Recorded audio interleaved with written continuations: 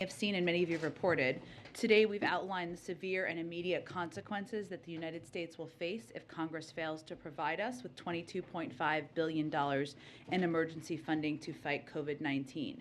Those consequences are dire. Fewer monoclonal antibodies sent to states, an inability to purchase additional treatments, fewer tests available to Americans, less surveillance for future variants, and a risk of running short on vaccines. For months, we have been engaging Congress about our needs for additional COVID response funds. Just to give you a few examples, in January, we notified Congress that responding to the unprecedented surge in cases due to Omicron would exhaust our funds. Throughout February, we held briefings about the lack of funding and what the consequences would be if we didn't get additional funds. In the President's State of the Union address, the President called for additional COVID funding, and our National Preparedness Plan made clear that funding is needed. In total, senior administration officials have held more than 36 calls and meetings with Congress and at least 10 briefings to committees to communicate our needs so that we can do what Americans should expect from their government, protecting them from a once-in-a-generation pandemic. I'll finally say on this, with cases rising abroad, scientific and medical experts have been clear that in the next couple of months, there could be increasing cases of COVID-19 here in the United States as well. We talked about this a bit yesterday. Waiting to provide funding until we're in a worse spot with the virus will be too late. We need funding now, so we're prepared for whatever comes. Also, some news some of you have been asking about. The President will travel to Brussels, Belgium later this month, where he will join an extraordinary NATO summit on March 24th to discuss ongoing deterrence and defense efforts in response to Russia's unprovoked and unjustified attack on Ukraine, as well as to reaffirm our ironclad commitment to our NATO allies. He will also join a scheduled European Council summit to discuss our shared concerns about Ukraine, including transatlantic efforts to impose economic costs on Russia, provide humanitarian support to those affected by the violence, and address other challenges related to the conflict. I also wanted to note, because there has been so much information we've been putting out and so many sanctions we've put into place, some of the economic impacts that we're seeing in Russia, just to give you all an update on that. We've made President Putin's war of choice a strategic failure. The unprecedented costs we've imposed with allies and partners have reversed 30 years of economic progress, something President Putin himself pushed for, and that has happened in less than a month. Our actions have hit hard at the things President Putin cares about the most: degrading his military, access to cutting-edge technology, and ability to project power and influence. Central bank reserves, about half of Putin's war chest, is immobilized. You heard the finance minister confirm this just yesterday or the day before. He can't use these rainy day funds to support his war in Ukraine. The ruble is less than a penny. It's the worst performing emerging market currency. The Russian stock market has been closed for nearly 3 weeks, longest in its history, as they try to prevent a market crash. Inflation in Russia is rampant. Some forecasters are predicting 20% inflation for Russia by the end of the year. And trillions of dollars in businesses have been disrupted by sanctions, putting the Russian financial sector under severe stress. The economic outlook, if you look at the economic outlook for the country, forecasters around the world are projecting a collapse of the Russian economy. The Institute for International Finance projects a 15% downturn, down from a projected growth rate of 3% before Russia's invasion of Ukraine. And the private sector, as many of you have reported on, is withdrawing. Many companies, major companies in the financial, energy, and other sectors are leaving. JP Morgan, Goldman Sachs, Western Union, ExxonMobil, Shell, and more are pulling their operations out of the country. And as we continue to ratchet up pressure on Putin's oligarchs, wanted to also announce for you, or reiterate for you, for those of you who already know, that tomorrow Secretary of Treasury Janet Yellen and Attorney General Garland will host the launch meeting of the Russian elite proxies and oligarchs multilateral task force. And the task force was first announced in a statement by leaders, including President Biden, on February 26th, as a way to go after corrupt gains from some of the individuals closest to Putin. no matter where they're held around the world. And the task force, comprised of Finance Ministry and Justice or Home Ministry counterparts in Germany, Canada, Japan, France, Italy, Australia, the European Commission, and the United Kingdom, will use the respective authorities to collect and share information against Russian targets, including sanctions, asset freezing, and civil and criminal asset seizure. Let me give you just a couple of examples of assets that have already been seized. Alexei Mordashev's 213-foot yacht was impounded in Italy. Gennady Timchenko's 132-foot yacht was seized in Italy. Andrei Melnichenko's 469-foot, $578 million super yacht was seized in Italy. Sergei Chemezov's $140 million yacht was seized in Spain. Igor Sechen's 280-foot yacht was impounded in France, and Alisher Usmanov's $18 million resort was impounded in Sardinia. That is just the beginning. Last thing I just wanted to note, sorry, I have two quick things for you, then we'll get to the questions, is on Ukrainian security assistance. The President will talk about this when he speaks this afternoon, and he will talk about it more extensively tomorrow. As you know, there is $13.6 billion for Ukraine, humanitarian, security, and economic assistance in the omnibus bill that the President is going to sign this afternoon. He will outline in more detail, I expect tomorrow, the specifics, but he will, of course, talk about it when he signs it this afternoon. But just even up to date now, since taking office, the President has committed $1.2 billion in security assistance to Ukraine, including $550 million in just the last 2 weeks. He has approved 4 emergency security assistance packages to provide Ukraine the types of weapons they are using so effectively to defend their country, such as anti-armor and air defense weapons. We are working to get Ukraine the equipment as quickly as possible, and we still have the means to continue doing that. Over the past 2 weeks alone, we have delivered more than $300 million of security assistance to Ukraine. In addition to the transfers of U.S.-made equipment we are facilitating from our allies to Ukraine as well. So I would note that we're on day 19 here. In addition to their incredible courage and bravery, one of the reasons that they are able to hold back and push back against the Russian military is because of the significant amount of military assistance we have provided. Finally, I just wanted to note that today is Equal Pay Day, something we can all celebrate. President Biden and Vice President Harris have long championed equal pay as a cornerstone of their commitment to ensure all people have a fair and equal opportunity to get ahead. To mark Equal Pay Day, today the Biden-Harris administration announced a couple of new actions to promote women's empowerment and support women working families across the country. The Office of Personnel Management announced that they will anticipate issuing a proposed regulation that will address the use of prior salary history in the hiring and pay setting process for federal employees. The President will sign an executive order directing the Federal Acquisition Regulatory Council to consider limiting the use of salary information in employment decisions by federal contractors, and the Department of Labor will release a report analyzing the impact of occupational segregation on women's economic security. And the Vice President will host an event later today along with the Gender Policy Council. I also just wanted to note the news that we heard from the CEO of Fox this morning that cameraman Pierre Zagruski, I just want to pronounce his name the right way. Did I pronounce it the right way? Okay. Lost his life. He is someone who has served in many war zones over the course of time. He was a war zone photographer who covered nearly every international story for Fox News, from Iraq to Afghanistan to Syria, during his long tenure working there. So our thoughts, our prayers are with his family, with the entire community as well. So let me stop there, and let's kick it off, Chris. Okay. So President Zelensky is going to be speaking to Congress tomorrow. He's been pushing for fighter jets, a no-fly zone. You have to hear some of those same requests tomorrow as well. Has the administration shifted on that at all? And also, there is rising domestic pressure for the U.S. to do more. How does the president plan to continue being like a voice of restraint in these situations and holding back some of those requests? Well, first, I don't think the president views himself as a voice of restraint. We have provided and he has approved and expedited the delivery of more assistance, military and security assistance to Ukraine than any year in history. And I did a bit of an outline for you at the beginning, $1.2 billion in assistance, that including $300 million that we've been able to get to Ukrainian fighters, helping them to hold back the Russian military over the past few weeks.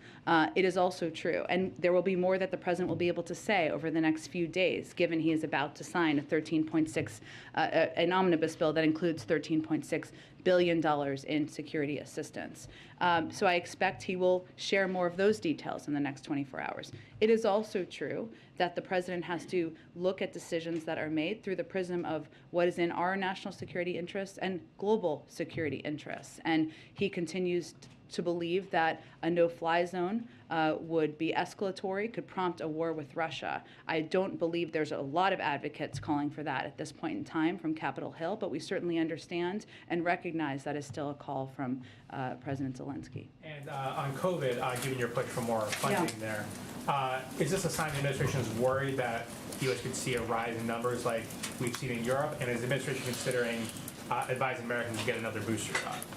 Well, any decision or recommendation about a booster shot would be made by the CDC. But as we've said from the beginning, we always want to be prepared for any scenario that may come up, right? And we have also said that while we have made an enormous amount of progress in vaccinating Americans and getting Americans boosted and providing free masks and free tests to people across the country, that we are still continuing to fight the pandemic. And if we wait too long, we are not going to be able to continue a lot of the programs that are so effective. And just to give you some more specifics, we are going to run out of our supply of monoclonal antibodies by June.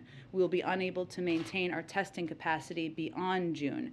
We can't purchase additional courses of Evusheld, and our existing supply will likely run out. This is a treatment for the immunocompromised by the end of 2022. The fund that reimburses doctors and other medical providers for caring for uninsured individuals will be scaled back this month and end in early April. So those are just some of the examples of where the American people could be deeply impacted if we don't get funding from Congress. There is not a secret plan. There is not another option. We need money in order to continue to supply these programs. And one last thing, sorry, just back on the Ukraine thing. Yeah. You said obviously no-fly zone is viewed as escalatory, but I noticed you did not say anything about the fighter jet requests. Is that something that the administration Nothing has brings to- changed about the analysis that the Department of Defense provided last week, where they assessed that because of the challenges in delivery and the challenges and the impact that providing these would be greater risk than there would be benefit. And I would note that the way that the President and the Department of Defense and our experts here have been responding to this conflict is by providing the type of military and assistance and equipment that the Ukrainians have used to push back and to fight and effectively do that over the last 19 days. And that is what we will continue to provide with the additional funding in the omnibus. Go ahead. One, I guess, a housekeeping matter on the remarks tomorrow from Zelensky. Does the president plan to watch, and will he have a response to his address? I'm sure that to the degree the president can with his schedule, he'll certainly be watching, as we all will be. He gave a very powerful, President Zelensky gave a very powerful set of remarks today when he spoke in Canada, or to the Canadians, I should say, and we certainly expect that to be the case tomorrow. And on the Ukrainian security assistance, there are concerns that Putin could possibly try to target or strike a delivery of American military supplies. How concerned are you about this, and how confident are you that this assistance will ultimately reach its intended destination? Well, I would say that obviously they've been in the middle of a war zone for the past few weeks, and we've still been able to deliver $300 million in security assistance just over the last 2 weeks, and we believe we will continue to have the means to do that. And has the president been discussing with other NATO leaders how they would respond if Putin were to strike a delivery of American military supplies inside Poland? And just so I'm clear about what would happen in this instance, would a strike in Poland on supplies or anything really automatically be met with a forceful response, or simply a conversation amongst allies about how to respond? Well, again, typically there is a conversation before you do a coordinated response, right? But I would say, without getting into a hypothetical, we have a range of conversations that happen through a lot of channels, including military and defense channels, including diplomatic channels, as we prepare for a range of contingencies. Go ahead. American families are preparing for summer vacations right now. They often require travel by car long distances. What kind of guidance does the White House have? I mean, should they expect or plan for $4 gasoline come summer?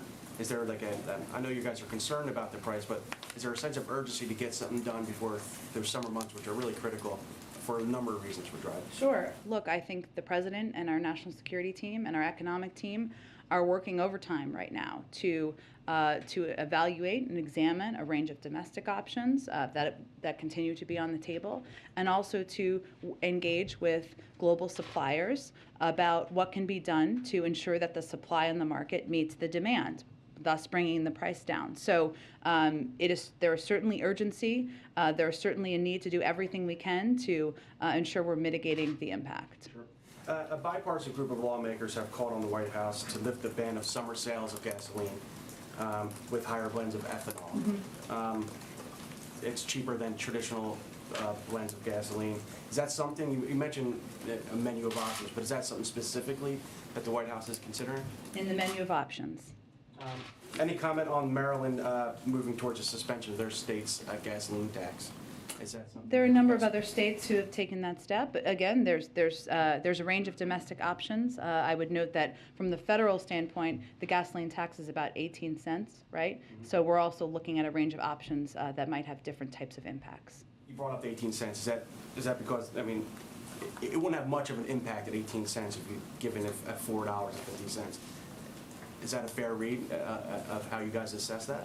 I'm not a mathematician, but given that the price of gas has gone up by 75 cents, $1, even more in some areas, we're continuing to look at a range of options, and obviously ensuring that there is, or taking steps to ensure there's more supply in the market, because the oil market is a global market, is a big priority and a focus for us. But we're looking at a range of domestic options, including all of the ones you mentioned. Just no decision has been made at this point in time. Go ahead, Caitlin. Thanks, Jen. You confirmed President Biden is going to Brussels next week. He's going to attend the NATO summit and the European Council meeting. Is he also going to go to Poland, as has been reported? We don't have anything more yet about his trip to announce. Should we expect anything when it comes to the refugee crisis aspect of what's been going on? We're still working through the final details of the trip and what it may look like, but I don't have any more details at this point in time. And what is his goal going into this trip? And is there any chance that he sees President Zelensky while he's there?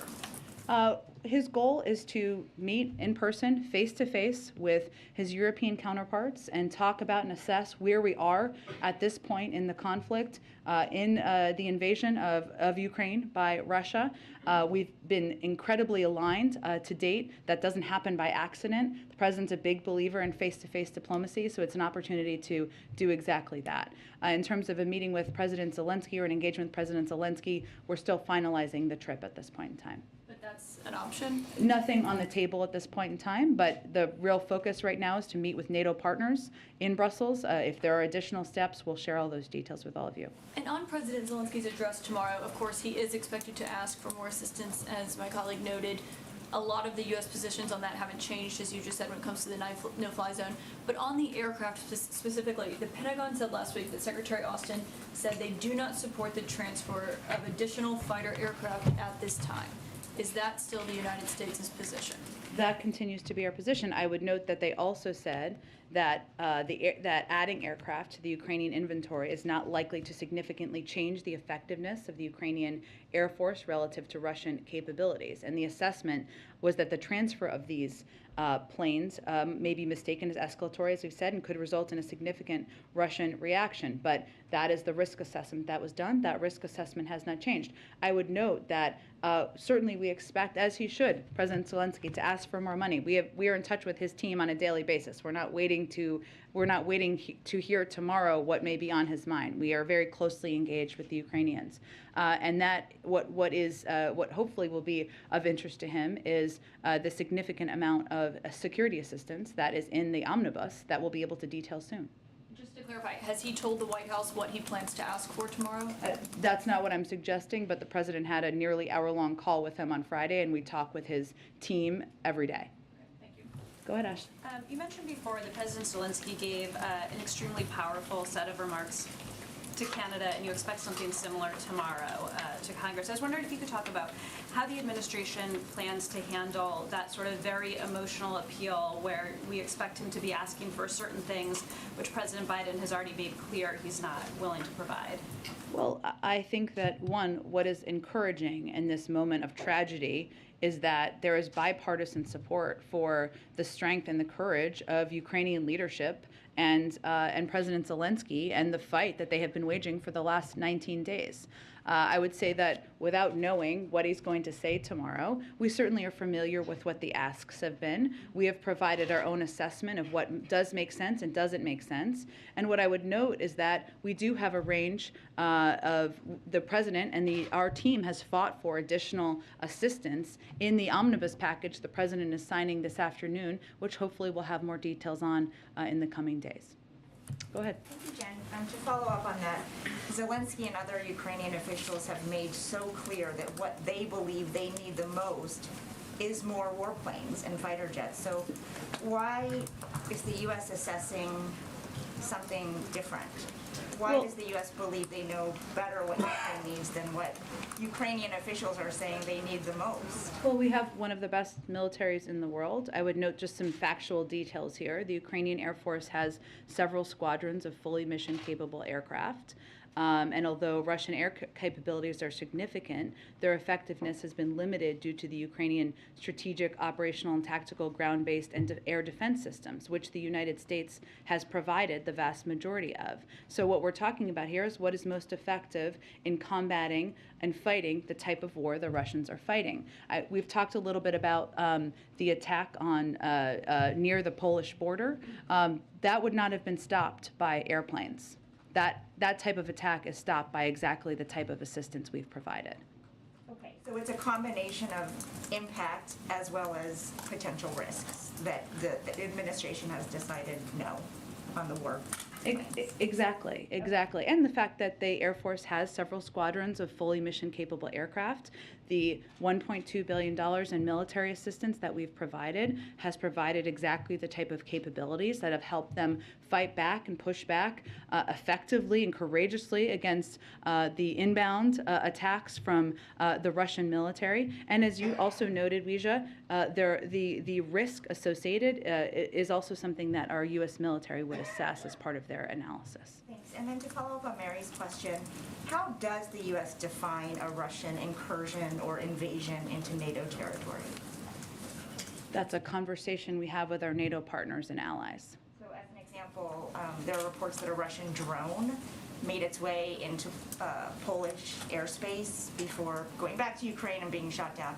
Does a drone into Poland count as an invasion into Well, Russia? again, NATO territory? Weijia, what happens here, it's not that NATO countries just respond on their own. If there is an attack or that is considered by NATO leadership and by NATO countries to be to meet that bar, then there's a discussion among NATO partners about how to respond. But it's not in anyone's interest to get into an escalatory war with Russia. Got it. And one more on the sanctions Sure. that were imposed today by Russia against yourself, President Biden, other top U.S. officials. Do you have a response to that? And how will it impact any of you, if at all? Sure. I would first note that President Biden is a junior, so they may have sanctioned his dad. May he rest in peace. The second piece I would say is that won't surprise any of you that none of us are planning tourist trips to Russia. None of us have bank accounts that we won't be able to access, so we will forge ahead. Thank you. Go ahead. Thanks, Jen. Following up on the drone question from Weijia, the Soviet-era drone that flew over 3 NATO member states on Friday and then crashed into Croatia, has it been determined whether that was a Russian drone or a Ukrainian drone? And how do you measure, similar to what she was asking, Sure. how do you measure, what elicits a response? Well, for the second part of your question, Jackie, good question. It is a conversation that happens between NATO allies and partners, not a decision that's made by one country. In terms of the first part, I don't have any details that I can outline for you from here. And then what do you make of China today warning that Taiwan belongs to China and saying that it will not stop normal trade relations with Russia? What qualifies as helping Russia evade sanctions when it comes to China? Well, let me note that one of the during the lengthy conversation that our national security advisor had with his counterpart, he also reiterated our one China policy based on the Taiwan Relations Act, 3 communiques and 6 assurances, and underscored concerns about Beijing's coercive and provocative actions across the Taiwan Strait, which is, of course, our position publicly, but is also something that he took the time to reiterate during this conversation.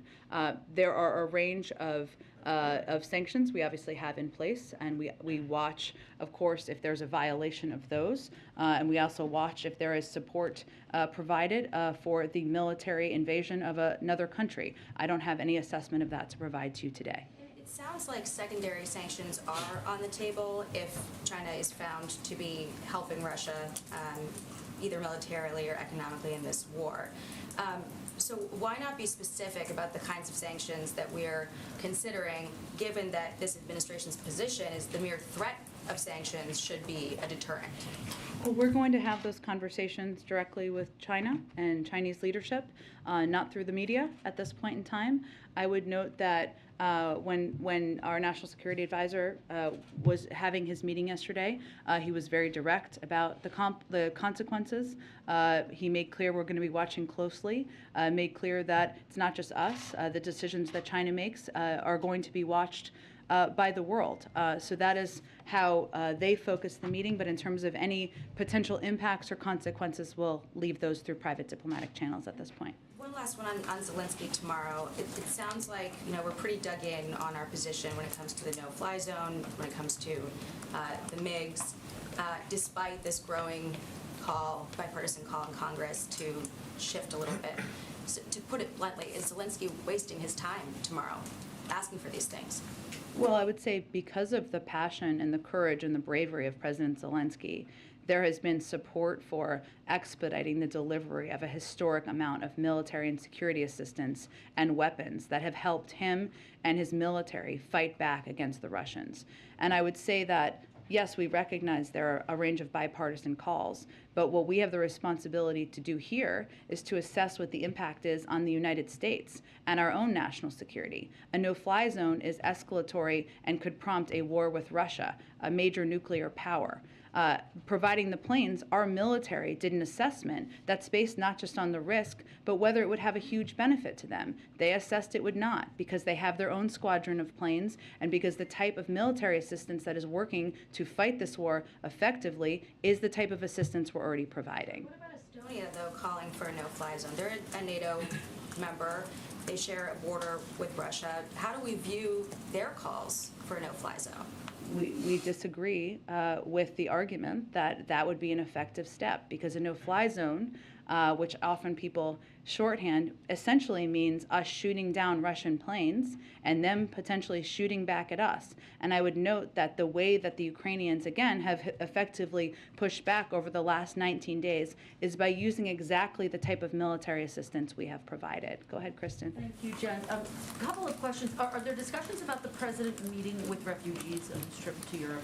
It's a good question, and obviously we have provided, and he'll talk about this afternoon, historic amounts of humanitarian assistance, a great deal of that focused on helping refugees. Those are going to be more in this package, but we don't have additional details beyond what I just announced at the top of the briefing. Okay, to follow up on Ouija's question quickly, Russia sanctioning various top officials here, I understand you're dismissing it.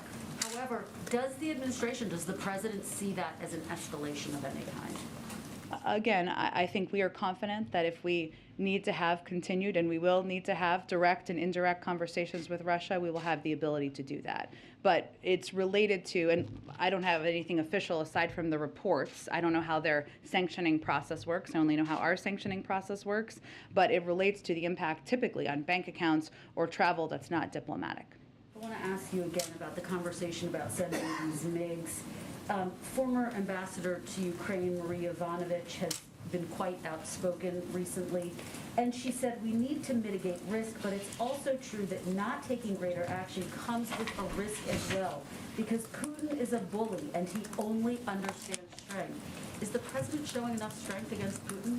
The president has rallied the global community to put in place a greater set of financial sanctions package than has ever been done for any economy in the world. It wouldn't have happened without his action. I just outlined for you at the top, which I think it's important to note, the crippling impact this has had on the economy.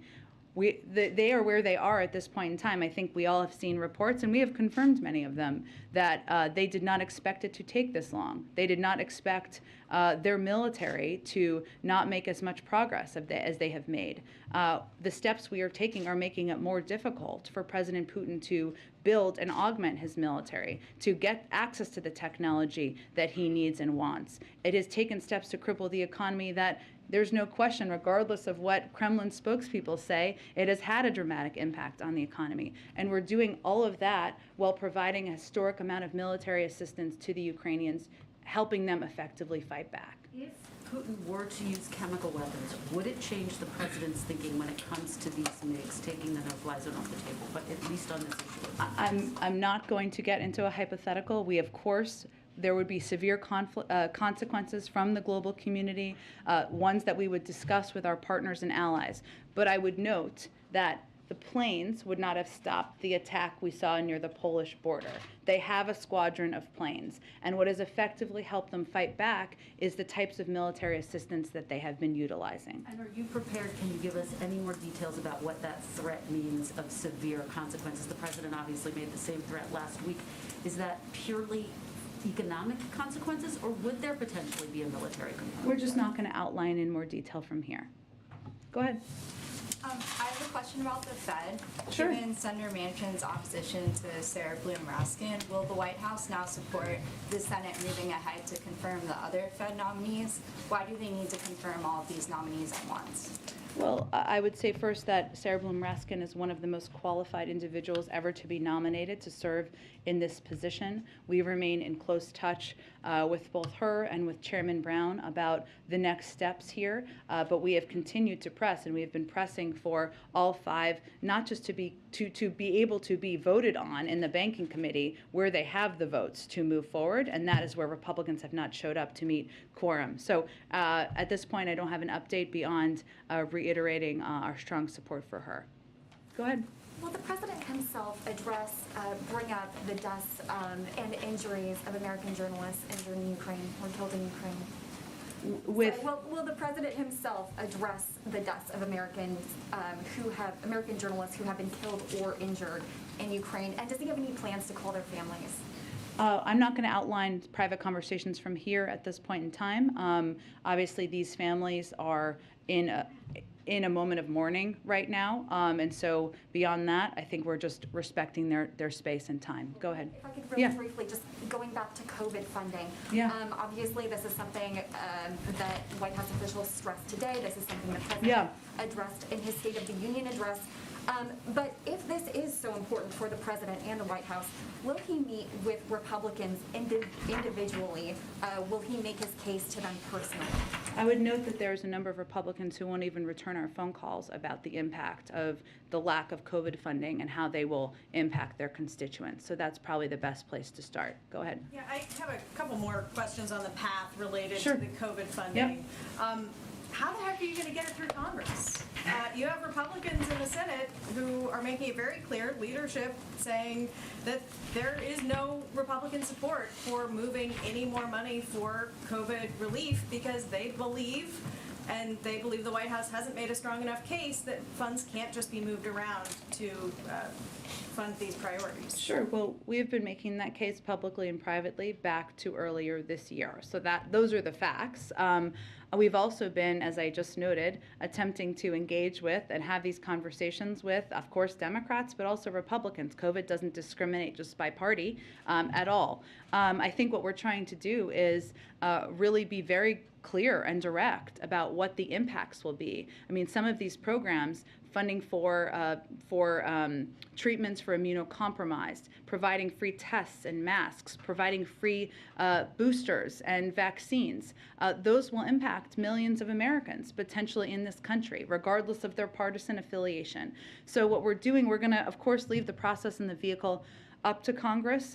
We are encouraging them and aggressively calling for them to move these resources immediately. And what we've tried to do is break down what the impacts are going to be on different states and also when specific programs will end so that it doesn't feel like just a number, but feels like a direct impact on programs and people's lives. in terms of whether money can be moved around, I know you've said before that it can't be moved around. What we're hearing from the Hill is that they believe there's about $100 million that could be shifted. And certainly there was an agreement with the four leaders to shift funds that fell apart in part because governors balked. But is there money that could be moved?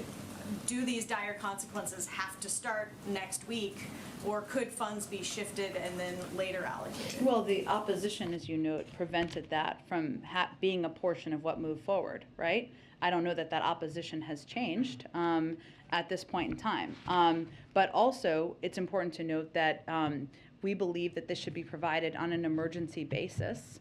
Not something where it will require offsets. It shouldn't have to require taking money from states who are using it for different programs, whether it's funding cops or police officers or other programs. That was a part of the discussion and the negotiation, but not aware of any change in the support for that. Go ahead. On domestic energy, Yeah. Has the White House spoken to Senator Joe Manchin about his push to do more domestic oil and gas production? I know that Senator Manchin has been interested in the president using the DPA, the Defense Production Act, to complete that pipeline from West Virginia to Virginia, the Mountain Valley pipeline. Is the White House interested in that? Well, we've engaged with a range of members, Democrats and Republicans, including Senator Manchin, about a range of ideas they have. That's why so many things are on the table. I would note that the use of the Defense Production Act, broadly speaking, would mean you're paying a company to do what they already have the capacity and the ability to do. We know there are 9,000 unused and approved oil leases right now that these oil companies could tap into and do more in. In terms of the building of a pipeline, that does not sound like it's an immediate solve for what we're seeing right now is an increase of cost at the gas pump. Go ahead. Jen, if I could walk you back for a moment through the logic train that you were trying to lay out for us of the risk of sending, in that case, the Polish jets, but Yeah. in general versus the rewards for it here. So if I understand it right, the president has determined that giving Ukrainian pilots these MiGs would more directly involve the United States in the conflict, and therefore that's what creates the high risk. Is that right? Well, David, it's not the president's assessment, or certainly not my assessment. It was the assessment by the Department of Defense, and a big part of their assessment was related to where these planes would take off from and how would you get them into Ukraine. So that was something we were exploring and discussing with a range of partners. But their assessment was also based specifically on the transfer of it to Ukraine, and that may be mistaken as escalatory. So the fact that they would take off from a Polish base, even a base in Germany under the Poland thing, makes that base a legitimate military target, and they don't want to take that risk. Well, I wouldn't say we'd say legitimate, but that it could be perceived as escalatory, yes. So on the other side of this, we are transferring anti-aircraft equipment to that. Yeah. It's got to originate someplace in the West, right? Somehow Yeah. it's got to get in place. What's the distinction? We're able to move a lot of that equipment in a way that is not taking off from a NATO airbase without getting into specifics of how it's transferred. But it's originating from the West in some way. Correct, and that's known, yes. And there are some other possibilities of things you could be providing them with. For example, you mentioned that the missile strike near the Polish border wouldn't have really been helped by this. I think that we're all in agreement with that.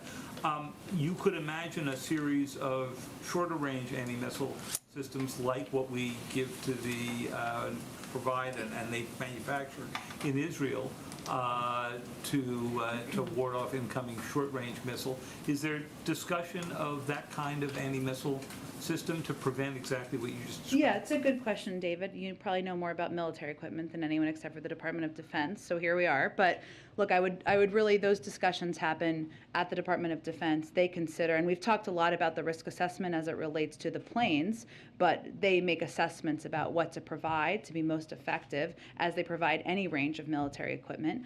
Again, as you know, there's a big portion of the omnibus, which we'll be able to detail more soon, that will be security assistance, just like there's economic and humanitarian assistance, and I'm sure we'll have more details on what will be included in there. And one last one. Are you encouraging any of our other NATO allies, including Turkey, to do these kinds of transfers? As Particularly of the anti-aircraft? Well, I think, the second piece of military equipment you mentioned, look, there's a range of discussions, as you know, among military counterparts and defense counterparts about what equipment is needed, who has that equipment, how to provide it, but I don't have more to detail that on from here. Turkey, it would solve a particular running problem that you've had since you were Yes. from the podium at the State Department. Is there any particular discussion underway with Turkey on this? I just don't have more details on that for you. I'm happy to check if there's more. Go ahead, Karen. Is there a plan for the president to talk to President Zelensky before he delivers those remarks tomorrow to Congress? I'm happy to check. There's not a call currently on the schedule. He just spoke with him last Friday. But again, our national security advisor, a range of officials here are in touch with senior members of their national security team every day. I know you said the president's going to, of course, be talking about the $13.6 billion in aid to Ukraine when he gives remarks in a few minutes. You said earlier that the United States is working to get Ukraine equipment as quickly as possible. Can you walk us through the timeline on the 13.6? How quickly will that get out? Is it going out all at once? Are there stages? What's the plan for that? I expect we'll have more on that in the next 24 to 48 hours. I understand the question. We're looking forward to detailing it for you. Go ahead. Thanks, Jen. Yesterday, the president spoke again about his desire to see legislation passed aimed at lowering costs of prescription drugs and child care. Can you provide an update on the White House's conversations with Senate Democrats about passing narrowly tailored legislation that would include those programs and others that the president again said would ease inflationary pressures? I would just say that we found, and we made the determination after last fall, that keeping those conversations private is the best way to hopefully make progress. And so we're engaged on a daily basis with conversations with Senate Democrats, committee members, staff, about how to move this forward. As I think you know and others know who talk to members, there's a lot of excitement and enthusiasm for getting these things done, specifically lowering the cost of prescription drugs. What the president wants to do is have as much of the package included as there can be 50 votes for. But we're going to leave those conversations to happen through private channels, a lot of them happening member to member on the Hill. Any sense of timing of when that can happen with the April recess coming up soon? Again, I'm just not going to provide an update from here because we feel that these talks are best kept between members and kept between conversations we have with our staff and them. Sure. And speaking of Senate Democrats, the Senate Judiciary Committee will hold its hearings next week on the president's Supreme Court nominee. How is the White House preparing for those hearings, and specifically, how is it preparing Judge Jackson for the scrutiny that she could come under from Republicans who sit on that committee? Well, first, Judge Jackson, I think, as you've seen, has been meeting with, working to meet with every member on the committee before her hearing and made a great deal of progress on exactly that. I think I would note that you've heard members come out, senators come out who agree with us on very little, who've come out and conveyed that she's qualified and that they had good conversations with her. So that's part of it. As soon as she was nominated, she started practicing and studying and preparing, which I don't think surprises anyone who's looked at her impeccable credentials and record to date. And I expect that will continue until she starts the hearings early next week. Go ahead. Thanks, Jen. On the refugee crisis from Ukraine, is there any conversation about the role the U.S. could play to alleviate some of the burden felt by Poland, for example, either something similar to what we set up coming out of Afghanistan, airlifting people, expediting processing, especially for those who have family members in the U.S.? Sure. We are having ongoing internal discussions about how we can play the most effective role in supporting the large number of refugees who are coming out of Ukraine. To date, that has been, as you know, an enormous amount of humanitarian assistance that we're providing, not just to Ukraine, but to neighboring countries that are providing a haven for refugees as they're leaving Ukraine. In terms of other discussions, I just can't outline those at this point in time, but we are continuing to discuss what options there are. Conversations about helping Ukrainians come to America as well? We're discussing the president would welcome Ukrainians coming here. Obviously, currently they could apply through the refugee process, but we're continuing to discuss what options may exist. One more on Title 42. Yeah. We saw over the weekend the CDC end Title 42 restrictions for unaccompanied minors, and a couple of the reasons they gave were the larger public health conditions, but also that appropriate mitigation measures had been put into place in the care facilities. Yeah. So is the administration asking DHS to put those same mitigation measures in place in other detention facilities so you can end Title 42 for everyone? Well, any decision made by the CDC about ending Title 42 would once they make the decision, it would have to be implemented, to your point, Amna, by DHS and other components of the interagency that oversee these facilities and ensure that they're meeting the bars that would be required. But the first step would really be CDC making a decision about ending it for other populations. Go ahead. Thanks, Jen. Two topics. First, the prime ministers of Poland, Czech Republic, and Slovenia went to Kyiv today. Does the White House have any comment on that? Would an American administration official make a similar trip? Or conversely, is there concern that that's a security risk where if something were to happen to them, then that could be an escalation with NATO members? Well, we certainly hope that is not the outcome. We respect the role they're playing in diplomacy right now. And obviously going directly into the middle of a war zone shows their strong support for President Zelensky, for the Ukrainian military, for Ukrainians. And we certainly support that. And I'm certain we will engage with them following their trip as a follow-up, as we have been doing with other leaders who have engaged with the Ukrainians and the Russians. In terms of any step or trip by a member of the national security team or others, I don't have anything to predict for you at this point in time, but we will continue to assess whether that would be constructive or help move things in a positive direction. And then on another matter, there are a few more members of the House of Representatives who tested positive for COVID today, adding to some over the weekend who did the same, many of whom were Democrats at the retreat on Friday where they saw the president.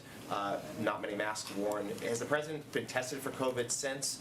And are there any concerns about exposures he may have had? He was tested on Sunday and he tested negative. All of the members to date prior to today, and I'm happy to double check this specific piece, were not deemed as close contacts. They are all vaccinated as well, so the CDC wouldn't recommend a change in behavior as a result. But he has received a negative test just a couple days ago. Go ahead.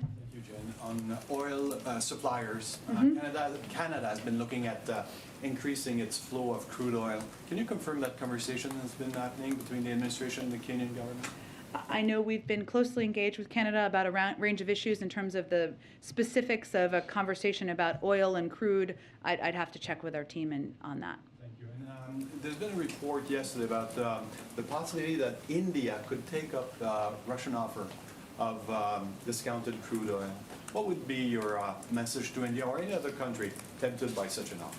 Well, our message to any country continues to be that obviously abide by the sanctions, but that we have put in place and recommended. I don't believe this would be violating that, but also think about where you want to stand when the history books are written in this moment in time. And support for the Russian leadership is support for an invasion that obviously is having a devastating impact. Go ahead. Thank you, Jen.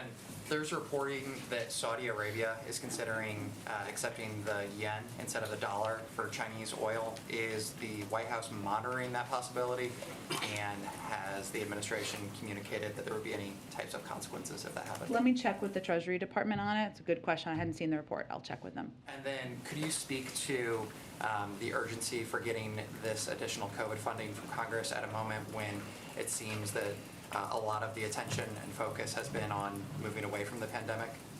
Sure. Well, even as we have focused on conveying, we have that we're in a different stage, and we have a range of the tools in order to fight the pandemic. In order to continue our capacity of having those tools, we need money. And we've always planned, what we have done effectively is planned ahead, right? Ensuring that if we get to a point, we've seen obviously BA2, which we've talked about a bit in here, which I think as of yesterday was about 25% to a third of the cases here. Very transmissible but treatable by all the means that we have. We need to have masks, tests, boosters, treatments for immunocompromised in order to continue to treat the pandemic or treat the American people during a pandemic. So it remains urgent. If we don't get this funding, we won't be able to ensure we can provide free access to the American people. Go ahead. Hey, Jen, just to confirm, the U.S. and allies, we're publicly arming the Ukrainians, but we're deliberately avoiding shipping from NATO countries to Ukraine? That's not what I said. What I said was planes taking off from a NATO base. Our Department of Defense assessed that would be a step that would be escalatory as they were making a risk assessment. We're avoiding doing it from NATO bases? Okay, Of planes.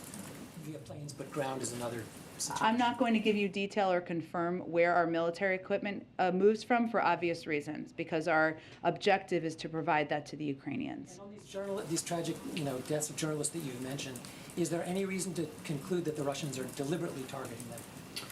We have seen from the beginning that they have targeted hospitals, they've targeted journalists. In terms of these individual cases, I can't make an assessment of that from here, but certainly we've seen barbaric and horrific actions by the military on the ground, and this is consistent with that. Go ahead. So, aside from the request for weapons, President Zelensky has also requested that the U.S. be more involved in negotiations toward a peaceful resolution to the war. What is the U.S. doing to push those negotiations forward? Well, one of the steps we've taken, a significant one, is to be the largest provider of military and humanitarian and economic assistance in the world, to put them in a greater position of strength as they go into these negotiations. We also engage and talk to the Ukrainians on a daily basis, and the president and this national security team has rallied the world in being unified in their opposition to the actions of President Putin. So those are the steps we're taking. We also engage oftentimes before and after any conversations that any of these global leaders are having with both Russians and Ukrainians, and encourage them to make sure they're engaging with Ukrainians directly. So would Zelensky be empowered by the United States to reach an agreement with Russia and have U.S. sanctions released as a result? Well, he's the leader of Ukraine, so he's empowered to have a negotiation with Russia, and we're here to support those efforts. That's a yes. Again, I'm not going to get ahead of a negotiation, but we are here to support those efforts. We discuss and have conversations with his team on a daily basis. Go ahead, George. Yeah, let me ask you about Thursday's meeting between the president and the Irish Taoiseach. Best day of the year. Yeah. Does the White House view that as in any way a sign that we're getting back to normal after 2 years of canceled meetings, canceled parades, and last year of having to do it virtually? Sure. Well, the president is very much looking forward to welcoming the Taoiseach here on Thursday to celebrate St. Patrick's Day. We have started to have some events where there are more people, where there is some food or beverage served, and certainly this will be a continuation of that. And while we are still taking steps and precautions here in the White House, including regular testing, this is certainly a step that we welcome, being able to invite our friends in to celebrate on Thursday. Go ahead, Ed. So China. And go to gather soon. Go ahead. Okay, yeah, quickly, going back to China. So right now you're saying that China and the Chinese companies are not breaking sanctions by doing normal economic relations with I did Russia. not provide an update or an assessment of that from here, and nor do I have one to provide you. So without talking about red lines, what would the U.S. need to see for that to be a breaking of the sanctions? I understand your question. I'm just not going to outline it from here. We watch closely. The world is watching closely, and our national security advisor was clear there will be consequences should they violate our sanctions. Thank you, everyone, so much.